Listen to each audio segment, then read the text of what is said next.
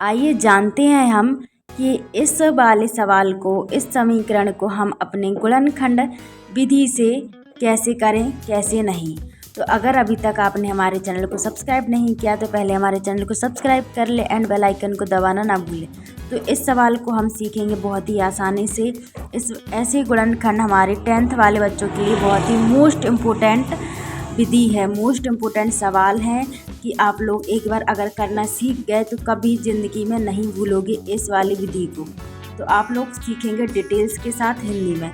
तो चलिए चलते हैं हम पहले सवाल का। क्या करना है हमें इस वाली संख्या का और इस संख्या का क्या करना है हमें मल्टीप्लाई। तो 50 गुणा 2, इसका मल्टीप्लाई करेंगे कितना आ जाएगा हमारा 100 प्राप्त हो जाएगा। तो अब हमें क्या करना है, इस 100 का हमें अभाज्य गुणनखंड करना है जिससे हमारे इन दोनों की संख्या के बीच का पता चल जाए।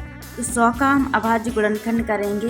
2 पंचे 10 0 और 2 दूनी 4, 2 पंचे 10, 5 25, 5 एकम 5। ठीक है, इतना हमें प्राप्त हो रहा है। ठीक है, अब क्या करना है हमें, तो इस वाली संख्या को हम लिखेंगे। कैसे लिखना है, 2 गुणा 5 गुणा 5। ठीक है, तो पहले हम इस वाली संख्या को, इन पूरी संख्या को क्या करेंगे, 2 गुणा 5 25, 25 एकम 25, 25 दूनी 50। लेकिन हमें क्या करना है, 5 दूनी 10, हमें ये तो प्राप्त हो रहा है 100, बट क्या प्राप्त नहीं हो रहा है हमें 29। अगर हम जोड़े घटाएं तो हमें 29 प्राप्त हो, और गुणा और करने पर हमें क्या 100 प्राप्त हो रहे हैं। तो ये तो प्राप्त हो रहा है। अब हम क्या करेंगे, इन दोनों का और इन दोनों का करेंगे। 2 दूनी 4, तो 4 गुणा 5 25, तो 25 चौके 100 हो गए हमें प्राप्त। अब 4 + 25 करेंगे तो कितने प्राप्त हो रहे हैं हमें, 29। ठीक है, तो यह प्राप्त हो रहा है, तो हमें यही लिखना है। ऐसे ही संख्या हमें क्या करना है, लिखना है। तो क्या करेंगे हम, पहले एक बार यहाँ पर लिख लेंगे। थोड़ा सा और डिटेल्स में आप सभी को समझाती हूँ। जैसे मान लो यहाँ पर क्या है, 4 और 25, तो क्या एक प्लस है, एक प्लस है।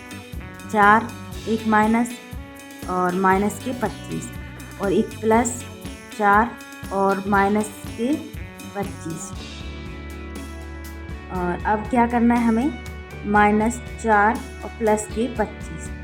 तो हमें यह क्या करना है, इसमें हमें क्या दिख रहा है कि हमें प्लस प्लस में संख्या चाहिए। क्या इस संख्या को लिख सकते हैं, नहीं। इस संख्या में आ रहा है, नहीं आ रहा है 29। इस संख्या में जैसे 25 और 4 जोड़ेंगे कितना आ रहा है हमें 29, और माइनस माइनस प्लस, तो प्लस के हमें किसके, माइनस के प्राप्त हो रहे हैं 29, और प्लस माइनस माइनस, और 25 में से 4 घटाएंगे हमें 21 प्राप्त हो रहा है, और प्लस माइनस माइनस, तो प्लस के हमें 21 प्राप्त हो रहा है। इनमें से हमें सिर्फ प्लस वाला चाहिए, तो हम इस वाली संख्या को क्या करेंगे, लिखेंगे। तो कैसे लिखना है, आइए जानेंगे। 2x square plus 4x plus 25x plus 50। ठीक है, इतना हमने लिख दिया। अब इसका क्या करना है, अलग अलग गुणनखंड। तो 2 का अलग, 4 का अलग, 25 का अलग और 50 का अलग। ठीक है, इसका हमें अलग अलग गुणनखंड करेंगे। कैसे करना है, 2 गुणा x गुणा x प्लस 4 का करेंगे 2 गुणा x प्लस 25 का करेंगे 5 25, 5 गुणा 5 गुणा x प्लस 50 का करेंगे। 50 का कितना आ रहा है, 2 गुणा 5 गुणा 5। इतना हमें क्या आ रहा है, इन सभी का अलग अलग आ रहा है। तो क्या करना है, इसका हम अलग अलग ऐसे बॉक्स में लिख लेंगे जिससे हमें आसानी हो कि हमारी संख्या कितनी कितनी दी हुई है। क्या करना है, इसमें 1 2 है, इसमें 1 2, कॉमन संख्या को हम बाहर ऐसे लिख लेंगे। 1 2 1 2, तो 1 2 को हमने बाहर निकाल लिया। 1 2 इसमें है, 1 2 इसमें है, तो गुणा करके 1 2 यहाँ पर लिख लिया। 1 x इसमें है, 1 x इसमें है, दिया हुआ है, तो हम गुणा करके 1 x फिर लिख लेंगे। ठीक है, लिख लिया।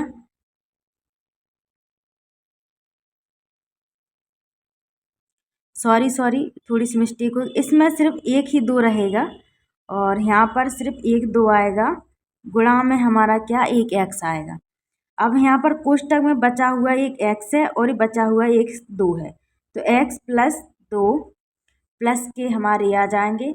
इसमें कितनी बच रहा है, एक पाँच बाहर आ गए, एक पाँच फिर बाहर आ गए, बची हुई कितनी संख्या, एक्स प्लस दो। ठीक है, क्या करेंगे, दो एक्स प्लस